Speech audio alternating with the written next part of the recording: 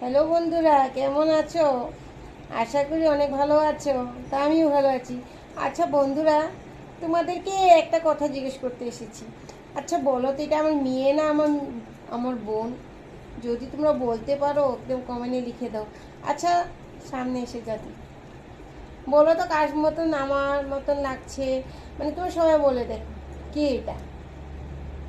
বলতে পারছো গাইস? বলতে পারছো না? না পারছো? না না, সবাই, অনেক মানুষ আছে, সবাই বলতে পারবে। তুই বল, কি বলবি? हेलो फ्रेंड्स, तो आप सब कैसे हो?